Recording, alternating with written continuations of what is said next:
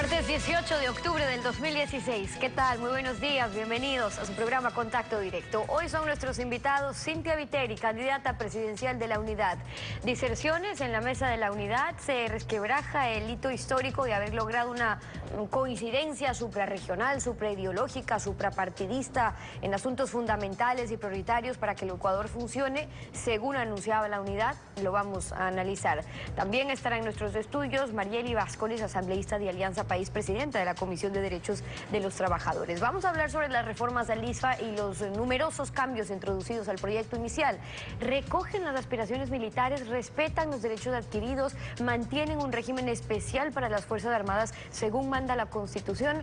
Lo revisaremos. Y Mauro Andino, asambleísta de Alianza País, presidente de la Comisión de Justicia. Hay controversia entre el presidente de la Comisión de Justicia y el fiscal general Galo Chiriboga por la tardanza en pedir medidas cautelares que eviten la salida del país del exgerente de Petroecuador, Carlos Pareja. Recién el próximo viernes 21, la Fiscalía las pedirá al juez.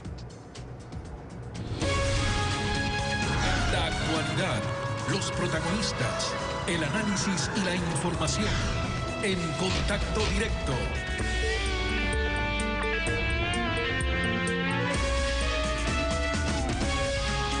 ¿Qué tal, Alfredo? Buen día, ¿cómo te va? Muy bien, Estefi, buenos días. Buenos días a todos.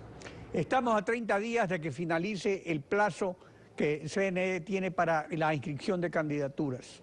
Mientras Cynthia Viteri, candidata presidencial de la Unidad, efectúa actividades dirigidas a ampliar su base política, en la mesa de la Unidad ocurren discrepancias y deserciones.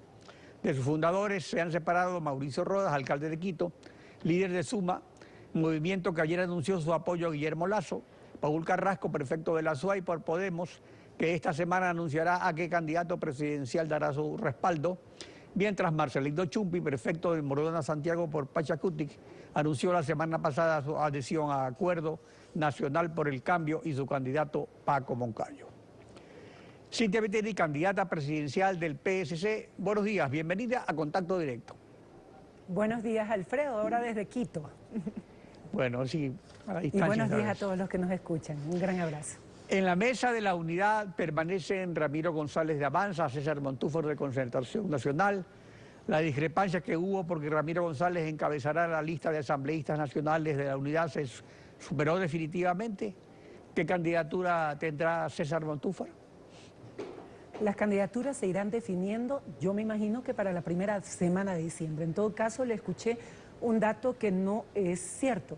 Marcelino Chumpi, en una declaración este fin de semana, no habló de haberse ido con ningún otro partido político, más allá de que sea su libertad. Y en todo caso, todas las personas que se han retirado son las que deberían responder el hecho o las razones que las llevaron a hacerlo. Nosotros tenemos una candidatura óptima que ha recibido una importante adhesión a nivel nacional. Estamos muy sólidos en la costa y nos estamos fortaleciendo en la sierra también. Eso nos ha llevado a recorrer todo el país y sobre todo a entender que a la gente, a los millones de ecuatorianos, no les interesan las peleas, ni las discusiones, ni los repartos entre políticos. Les interesa que quienes estamos dispuestos a conducir esta nación sepamos cuáles son sus problemas y cómo resolverlos.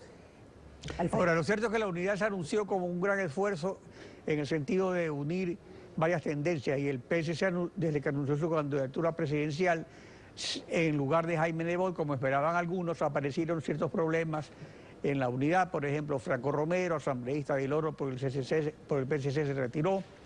Y empezaron los desacuerdos con Mauricio Rodas y Paul Carrasco por el hecho de que todos ellos pensaban en una candidatura presidencial de Nebot, lo cual Nebot, la verdad es que en 18 años jamás ha dicho que quiere ser candidato. Ahora, los postulados suprapartidistas, suprarregionales, supraideológicos de la Unidad, por encima de candidaturas, parecen haberse desvanecido. ¿Cómo se está apuntalando entonces la Unidad alrededor de esa candidatura? Porque de todas maneras los dirigentes políticos son necesarios porque ellos representan pues tendencias, movimientos, activismo social. Bueno, yo cuento con el apoyo de grandes transformadores, Alfredo, a nivel nacional, de grandes ciudades. En Quito con el apoyo del exalcalde Rodrigo Paz, en Guayaquil con el apoyo del alcalde en funciones Jaime Nebot, en Machala con otro alcalde transformador, padre e hijo, Carlos Falqués, Batallas y Aguilar.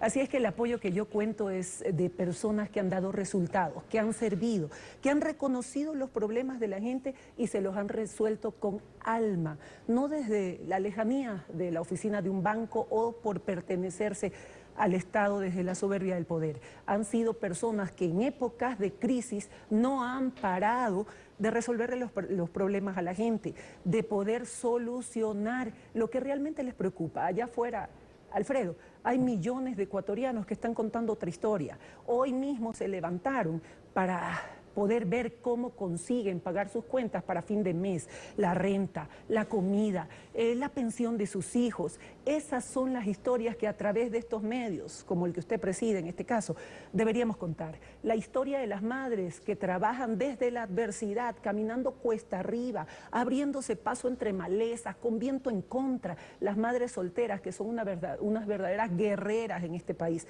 De ellas me preocupo. Y si ellas o ellos, hablo de hombres y mujeres en este país, no están preocupadas en las conversaciones políticas, ni mucho menos de las ideologías. ¿Sabe de qué se preocupan, Alfredo? Todos los días compran muchísimas madres, millones de madres en este país, la comida del día, las legumbres hasta por centavos, el pollo hasta por presa. Lo conocen Lo conocen los dirigentes políticos y lo conoce también esa gente. Esa gente espera sí, pero hay que resolver esos algo problemas de los políticos. O sea, por eso hay elecciones, por eso hay candidaturas.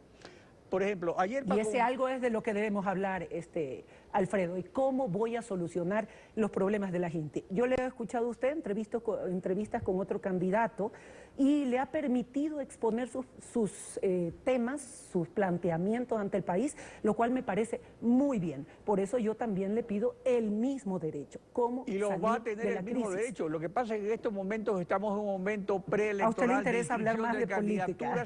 Y claro. El debate de las propuestas concretas se va a ir efectuando poco a poco y para poderlas comparar precisamente de los y ver cuál es la mejor. políticos, Pero en este momento además de seguir a los políticos, Alfredo. Ayer, por ejemplo, Paco Moncayo para mí no hay problema se refirió a que PCC e Izquierda Democrática no son como el agua para el aceite. Escuchemos lo que dijo Paco Moncayo. En política, Alfredo, no hay agua y aceite. Cuando hay intereses nacionales que están por encima de los intereses particulares, hay que conversar con todos, pero no se puede dar pie atrás después de un proceso tan largo en el cual Paco Moncayo participó en unas elecciones democráticas, en la propia izquierda democrática, inmediatamente 4 precandidatos del Acuerdo Nacional por el Cambio dieron un paso al costado y apoyaron esa candidatura. A ver, esto implicaría que para ambas candidaturas, la de él y la suya, ya no hay marcha atrás. Pero existe un evidente desequilibrio regional. Él con cierta fuerza en Quito y usted en Guayaquil. Usted mismo lo ha dicho hace poco, que se espera fortalecer en Quito con el apoyo del exalcalde Rodrigo Paz. Los mayores distritos electorales de la República son Quito y Guayaquil. Ahora, si se pregona que los intereses nacionales están por encima de todo, ¿hay todavía espacio para acuerdos? Bueno, usted es testigo de lo que hicimos nosotros. En una medida de desprendimiento total, dijimos a todos los candidatos que pongan su nombre en la mesa y que pasemos a una suerte de encuestas para sacar un candidato único. La negativa fue de otras personas. A esas personas usted le debe hacer estas preguntas. Y a mí me gustaría que así como escucha a Paco Moncayo, a quien respeto mucho, fue mi compañero en la Asamblea Nacional, también escuche los problemas que tiene la gente afuera, Alfredo. Esos son los que nos deben convocar, esos son los que nos debe importar. El poder generar empleo, que ellos ganen más, que tengan mejores posibilidades para vivir. ¿Cómo? A través de la seguridad jurídica que traerá inversión, a través de la confianza, de los estímulos, a través de volver este país un país rentable y atractivo para invertir, para que los negocios crezcan, para que los actuales se mantengan y también crezcan, para poder generar empleo, para que la gente, a través de bajar los impuestos, pueda tener mejores salarios para poder consumir y tener un mejor nivel de vida. Esos son los temas que yo a diario, cuando camino, cuando entro a los hogares, cuando converso con las madres solteras, con los hombres desempleados, de esos temas, y solo de esos temas hablan. Créame que no están hablando y de eso hay que las hablar, porque esa conversaciones o de gente eso es lo escucha que usted necesita, con los eso demás es lógico, políticos. eso es claro, Así pero, es. respecto ¿Cómo a los le cambios damos una salida a sustanciales los jóvenes? y no de simple maquillaje que se anuncian, y lo anuncian todos los candidatos, el problema es que, primero, ganar las elecciones, y segundo, qué gobernabilidad va a haber. Por ejemplo, sobre gobernabilidad, usted ha anunciado que convocará a una consulta popular para que la Asamblea Nacional, que se elegirá en febrero del 2017, se convierta en Asamblea Constitucional, y que ese cambio va a permitir que la votación para reformas constitucionales ya no sea las 2/3 partes, sino la mitad más uno. Pero resulta que los artículos 441 y 442 de la Constitución ordenan que no se podrá introducir reformas o enmiendas que modifiquen el procedimiento de reforma a la Constitución. Entonces, para poder realizar todas las cosas que usted quiere a favor del pueblo, ¿por qué propone algo inejecutable que viola la Constitución y jamás será autorizado por la Corte Constitucional? Porque lo que usted está proponiendo en este caso, y lo he escuchado, es que no existan las mayorías, ¿cómo es que le dice usted? ¿Móviles? Sí, Son las así mayorías. existen, y existen en Estados Unidos, por ejemplo. Pero Entonces usted funcionan lo de que otra quiere es que la manera. mayoría... Es un sistema que existe. Si en me todas permite hablar, partes. o habla usted o hablo yo, Alfredo, con todo respeto. No, hable nomás. Las mayorías móviles a las que usted hace referencia y que no quiere que existan, son exactamente lo contrario de lo que tenemos ahora. Pues. Esta mayoría absoluta que depende de un solo poder, el del Ejecutivo, y que tiene la prensa y a su canal también, interrumpiéndolo a cada rato con programas, con cadenas y con agravios a los periodistas. ¿Esa es la mayoría que usted quiere repetir? ¿Una mayoría que pertenezca a una sola persona? ¿Cambiar el nombre del presidente de la República por otro con los mismos poderes y teniendo secuestrado todo? No. Usted no está respondiendo lo que yo le pregunté. ¿Por qué propone algo que no es ejecutable?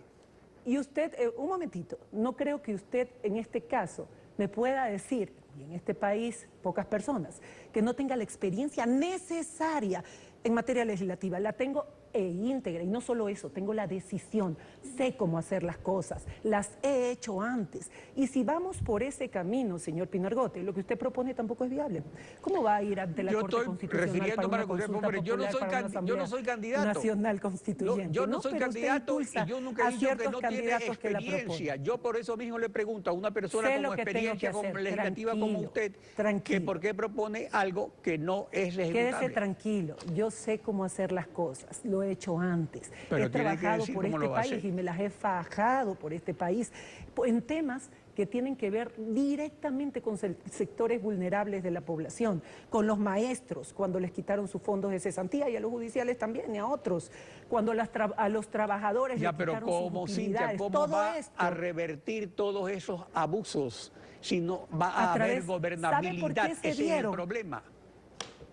¿Por qué usted dice, si quiere hablar de política, y en este momento, mientras usted habla de política, están despidiendo, o el día de hoy despedirán a más trabajadores, y usted no permite que se exponga qué vamos a hacer para poderlos ayudar? Pero a usted le interesa el problema político. Le voy a dar una respuesta ¿cómo corta. Va a hacer políticamente usted para impedir que se sigan cometiendo esos abusos, y usted no ha respondido? Eso es lo que estoy diciendo. A través de una consulta popular, ya se lo dije la otra vez, es la gente la que va a decidir, no yo como mandataria, no un grupo de políticos, es la gente la que va a decidir. ¿A través de qué? De un gobierno nuevo, de un gobierno que viene con toda la fuerza de una elección popular, de una asamblea que no va a ser la que usted extraña, esta asamblea única. Yo no extraño, usted no puede poner en mi boca cosas que yo no he dicho. O sea, usted está haciendo lo mismo que Correa.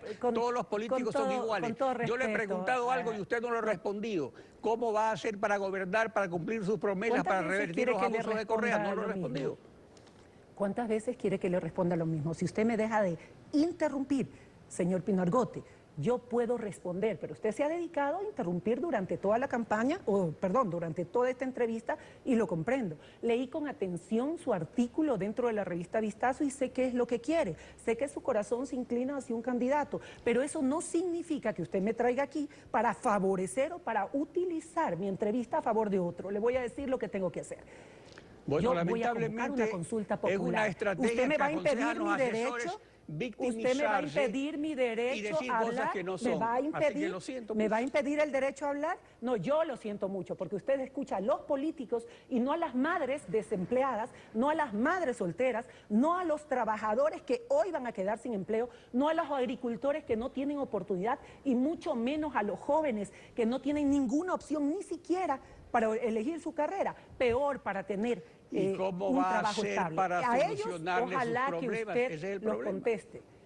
Ojalá que usted los escuche alguna vez. ¿Usted los escucha a diario? Sí los Además de escucho, escuchar y a Correa, a usted Moncayo, tiene que a decir, Lazo, tiene la a todos. obligación de decirles cómo le va a solucionar los problemas, porque si no lo dice, los está engañando. Cuando usted haga silencio, en este momento se lo digo, ¿va a hacer silencio? Ok, empiezo a decírselo. Para solucionar los problemas de empleo, yo voy no solamente a eliminar ciertos impuestos, El sino también a problema subir es los la salarios. gobernabilidad. ¿Cómo va a hacer para eliminar todo eso? Ya no le dije en cuántas entrevistas, a usted no le importa que la gente tenga empleo, a usted le importa la Asamblea Nacional. Ese es su problema, ese es su interés. Usted me está diciendo no es mi cómo va a problema, el problema solucionar es los de la problemas unidad que de se ha la quedado gente. sin- No, el sin problema partidarios. suyo es de la política.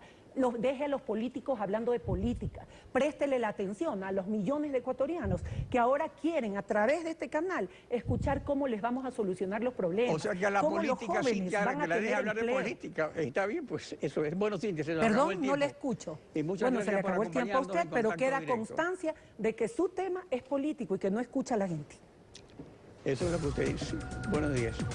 Sí. Son las 7 de la mañana con 16 minutos. Nos vamos a ir a una pausa y antes de eso una rectificación que fue solicitada por la abogada Paquita Isabel de Mora Guerra a Cristian Viteri, asambleísta de Alianza País, integrante de la Comisión de Justicia. Veamos primero la afirmación del asambleísta y de inmediato la rectificación. Pero no solamente se usaba el acrónimo de Capaya para Carlos Pareja Yanuseli, la compañía PIDMG, que significa Paquita Isabel de Mora Guerra, quien también está implicada por haber recibido depósitos de contratistas. Y esta persona era asesora jurídica o trabajaba en asesoría jurídica de Petroecuador y dicen, y eso habrá que confirmarlo, que es sobrina del secretario de Hidrocarburos. Rectificación. Sobre la afirmación de la relación familiar con el actual secretario nacional de Hidrocarburos, tengo que manifestar enfáticamente que la relación que existe no es más que la de parentesco consanguíneo.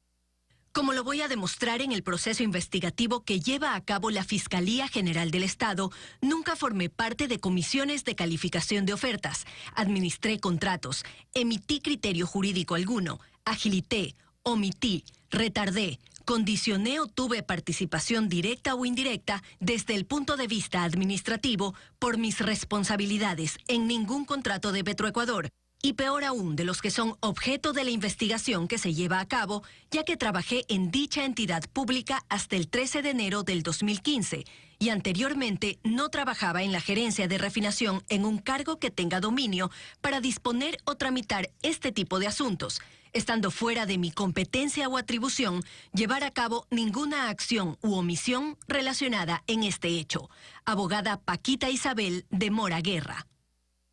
Son las 7:18, una pausa y al regresar estará Marieli Vázquez, asambleísta de Alianza País y presidenta de la Comisión de Derechos de los Trabajadores. Vamos a hablar sobre las reformas al ISFA y los numerosos cambios introducidos al proyecto inicial. ¿Se mantiene el régimen especial para las Fuerzas Armadas según manda la Constitución? Lo revisamos, quédese usted en nuestra sintonía.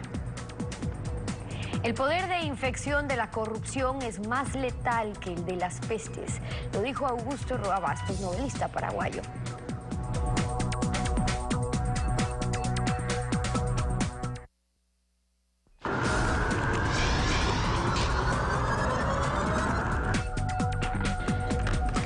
Marieli Vázquez, asambleísta de Alianza País, presidenta de la Comisión de Derechos de los Trabajadores. Bienvenida a Contacto Directo. Muchísimas gracias, Stephanie. Muy buenos días, ecuatorianos y ecuatorianas. Buenos días. Usted ha solicitado ejercer su derecho a la réplica por las declaraciones hechas aquí por el general Wagner Bravo, el vocal alterno del Consejo Directivo del ISFA. Empecemos escuchando parte de lo que dijo en relación al proyecto de ley que regula la seguridad social de las Fuerzas Armadas y Policía. Hoy nuestros patrimonios son de cerca de 1.600 millones de dólares, que no tiene liquidez, que tiene que estar claro, no tiene liquidez porque el gobierno le debe 347 millones de dólares. Este no es un estudio actuarial. Esta es una corrida financiera que acaba de hacer el actuario del ISFA, en el cual, en las condiciones actuales, el seguro de RIN, que es el que paga las pensiones, la invalidez y la muerte, se iba a terminar en el año 2026. Por eso teníamos 10 años para hacer los cambios correspondientes. Sin embargo, con lo que se mandó de parte del presidente para el estudio, ya estos recursos se iban a acabar en el año 2023. Y con esta reforma que pasó al primer debate, estos recursos se iban a acabar en el año 2025. Lo que se aprobó el día de ayer, de acuerdo a esto, que no es un estudio actuarial, vuelvo a repetir, solo es una corrida financiera con los datos que están haciendo, el año 2017 ya no hay recursos. Por eso es necesario que se haga un estudio actuarial. ¿Se basaron asambleístas en un estudio actuarial? ¿Cuál es su réplica? Precisamente para decirle a los ciudadanos y ciudadanas que de manera responsable en la Comisión de los Derechos de los Trabajadores y la Seguridad Social, la gran mayoría de las reformas que se hicieron tanto a la Ley de las Fuerzas Armadas como a la Ley de la Policía Nacional se fundamentan precisamente en los estudios actuariales. En función de ello, pues yo quisiera mostrar no una corrida financiera, sino un estudio actuarial del ISFA del año 2012, en el que dice lo siguiente. Aquí sí podemos ver este estudio actuarial del ISFA, dice que en el año 2012 se extingue la reserva contingente. Ellos saben que en el año 2012 se restringe la reserva 2021. contingente. Y miren lo que dice, en el año 2021, perdón, y miren lo que dice específicamente en este estudio actuarial.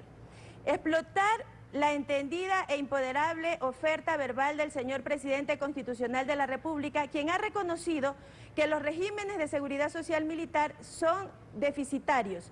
La necesidad de que el Estado asuma la responsabilidad de financiar la diferencia del costo de las pensiones militares.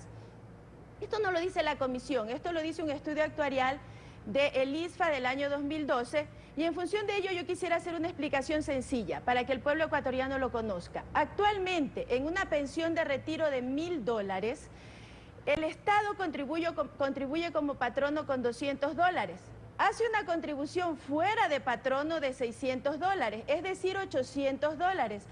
Y de los demás activos que tiene el ISFA y de las pensiones que tiene el ISFA son los otros $200. Eso quiere decir que de una pensión de $1.000, para que el pueblo ecuatoriano lo conozca, los militares lo conozcan, $800 lo pone el Estado ecuatoriano. Es por eso que esto es deficitario y es por eso que actualmente no es que sostenible el ISFA y el ISPOL, actualmente no son sostenibles por sí solos, necesitan de esa gran aportación del Estado. Vuelvo y repito, en una pensión de $1.000, $800 lo asume el Estado ecuatoriano y solo $200 la seguridad social de Fuerzas Armadas. Perfecto, entonces, ese es un punto, es importante abarcar algunos de ellos, asambleísta. Vamos a otro, que es el artículo 97 de la Ley de Seguridad Social de las Fuerzas Armadas actual, que decía cómo se van a financiar las pensiones de retiro, en cambio de invalidez, de muerte. Y allí se establecía que en caso de que falten recursos para atender el pago de las pensiones militares,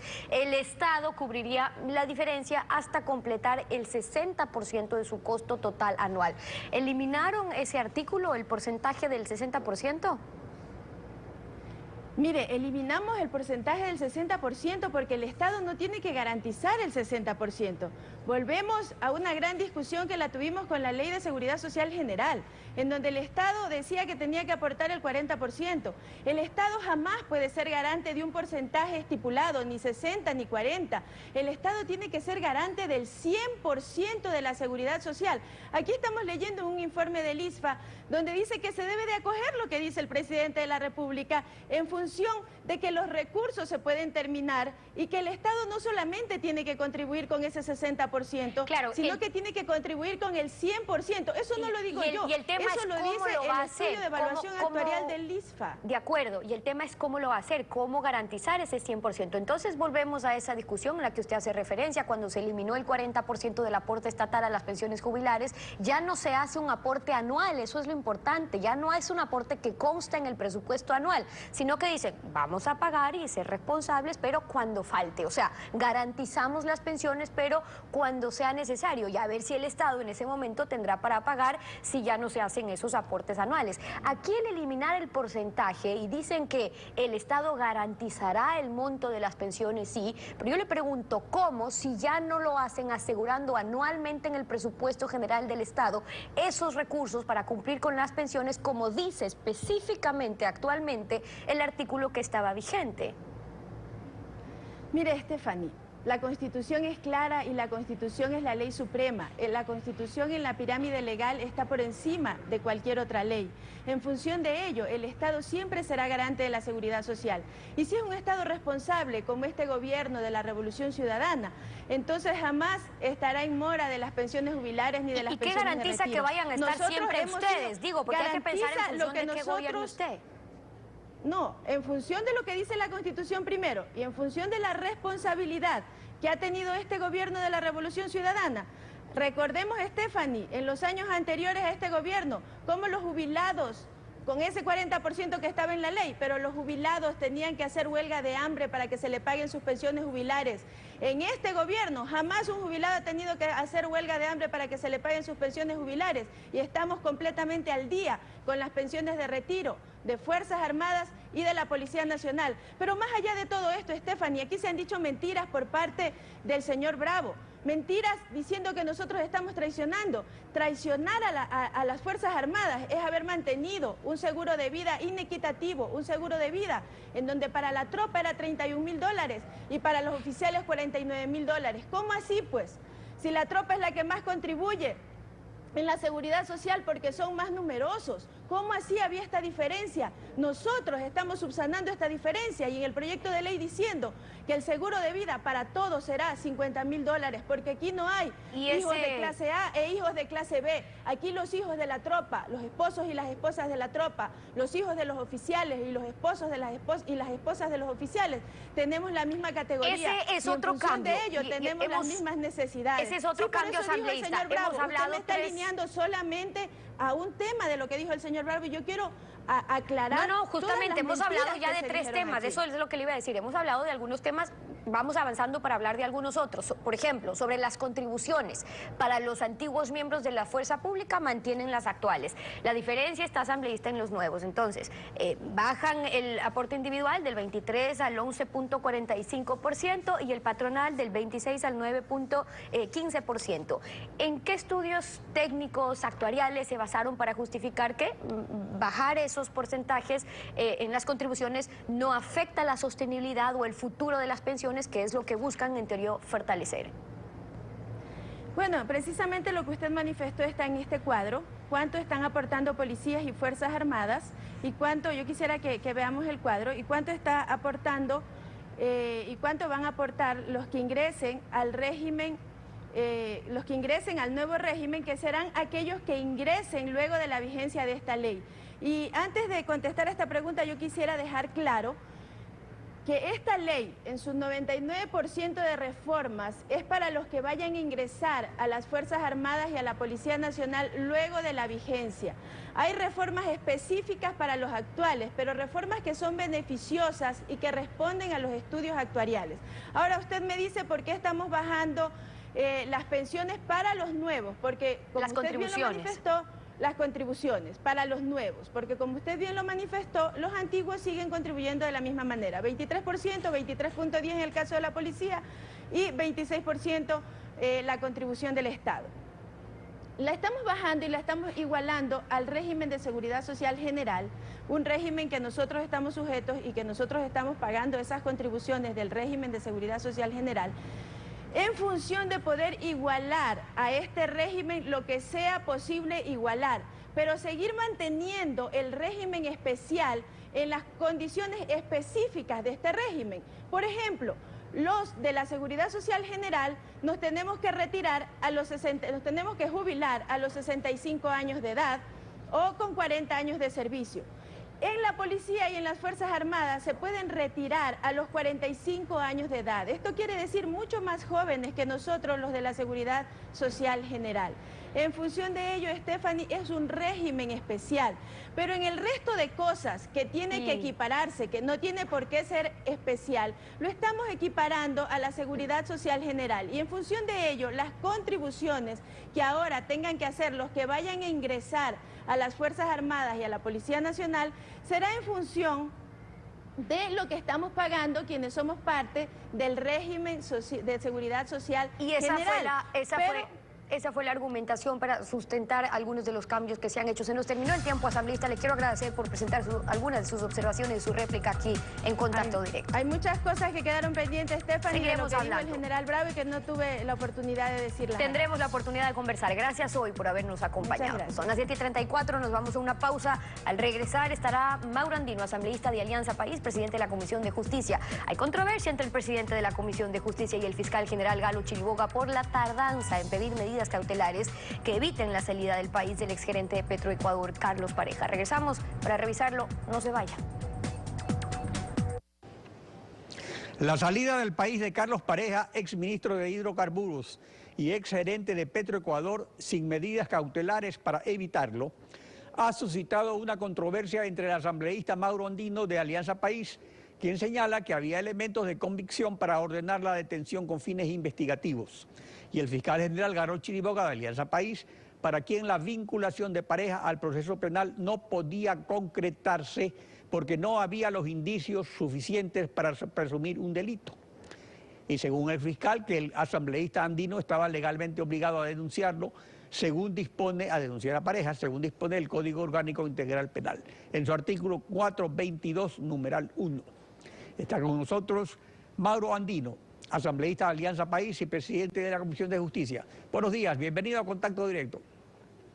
Gracias, buenos días Alfredo, buenos días ecuatorianos, ecuatorianas. Mire Alfredo, lo que ha señalado la Fiscalía es completamente falso. Y allí lo que yo tengo que hacer es defender el trabajo de la Comisión de Justicia y Estructura del Estado, de la cual yo soy parte. Señalar, por ejemplo, que no conocían absolutamente nada sobre el informe que la Comisión de Justicia aprobó es desconocer la realidad.